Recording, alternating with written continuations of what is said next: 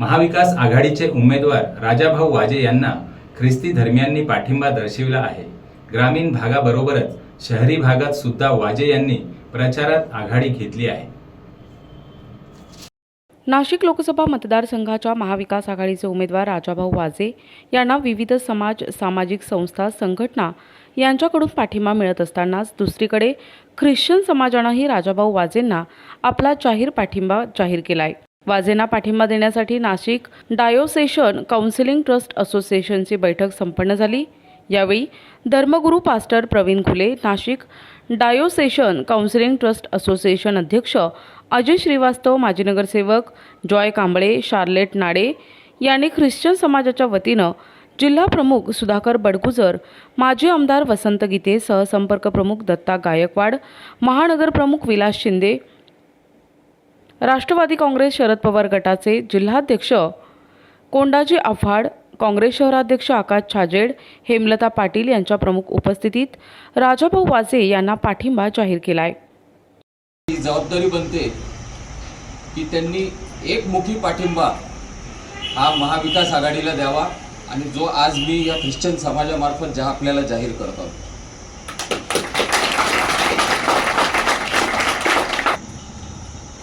जेवढ्यांदा त्यांना महाराष्ट्रात कधी येण्याची गरज वाटली नाही ते आज महाराष्ट्रात येतात, वेगवेगळ्या प्रकारची भाषणं करतायत, भूलथापा करतायत, आपल्याला फसवण्याचा प्रयत्न करतायत, खोटं सांगतायत। जी विधानं केली गेली नाही ती विधानं तोडून मरडून त्यांना लोकांपुढे टीव्ही मीडियाच्या माध्यमातून, सोशल मीडियाच्या माध्यमातून आपल्या पुढे टाकण्याचा प्रयत्न करतायत। परंतु आपण स्वतः समजलं पाहिजे की आपलं भल्याचं काय आहे, आपल्या हिताचं काय आहे। कुठलं सरकार असं आहे की जे आपल्यावरती अन्याय करत नाही।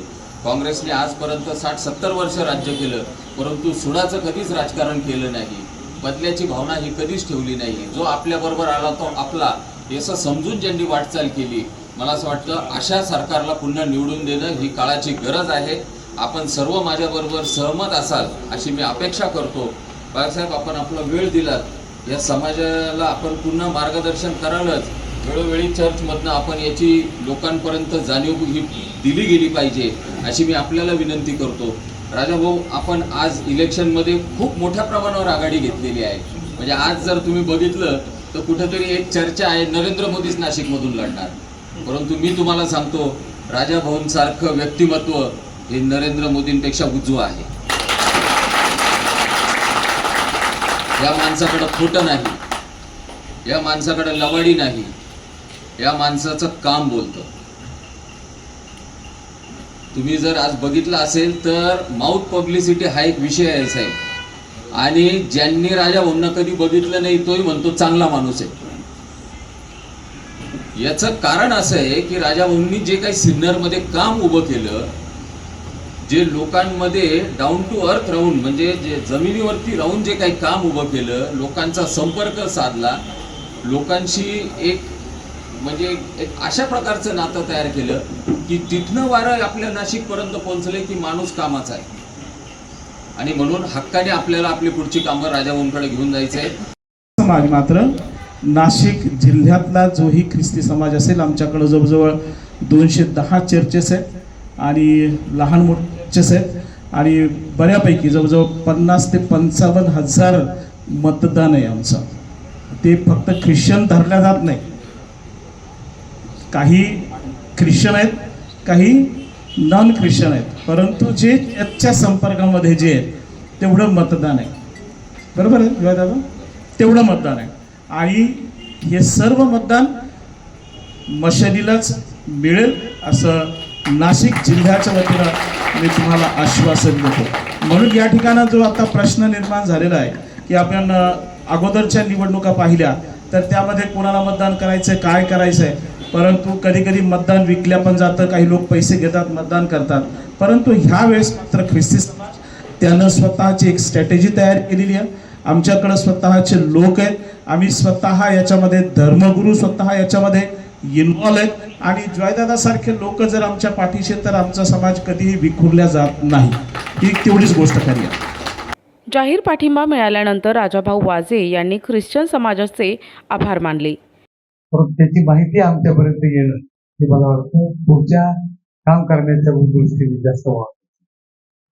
आणि म्हणून मी आपल्या सर्वांना एक आश्वस्त करू इच्छितो की वर आम्ही जेव्हा वर हॉलमध्ये बसलो होतो तेव्हा फादरनी काही गोष्टी विस्तृतपणे खूप समजून सांगितलं, ज्यामध्ये एकूण परिस्थिती, होणारे हल्ले, होणारा त्रास आणि त्यानंतर कब्रस्तान म्हणजे सिमेंट्रीसाठी असलेली अडचण, या सर्व गोष्टींबद्दल सर्वत्र विस्तृत त्यांनी माहिती दिली. मी त्यांनाही सांगतो आणि आपल्या देखत सर्वांना सांगतो की मी आजपर्यंत काम करत असताना सामाजिक वीज ही जशी पूर्वी होती तशी कशी राहील यासाठी सतत प्रयत्न केले. कोणताही समाज घटक हा वेगळा नसून या भारतीय संस्कृतीत सर्व समाज घटक एकत्र पाहिजेत. आणि जी वीण आता जी मी सामाजिक वीण आपण म्हणतो, जी वीण तुटत चाललेली आहे, ती वीण न तुटता पुन्हा सांडल्या गेली पाहिजे. आणि त्यासाठी काम करायचं आहे, हे आपल्या सर्वांना करायचं आहे. त्याच्यात कुणाला दोष देण्यापेक्षा मतदानातून ते सिद्ध करायचंय आणि मतदानातून सिद्ध केल्यानंतर आपण सर्वांनी मिळून ते काम पूर्णत्वास न्यायचं आहे, ही भावना या निमित्ताने मी व्यक्त करतो. राजाभाऊ वाजेंना पाठिंबा देण्यासाठी मोठ्या संख्येनं ख्रिश्चन बांधव उपस्थित होते. या पाठिंब्यामुळे राजाभाऊ वाजे यांची नाशिक लोकसभा मतदारसंघात ताकद वाढली आहे. प्रतिनिधी उमेश अवणकर, दिशा न्यूज, नाशिक.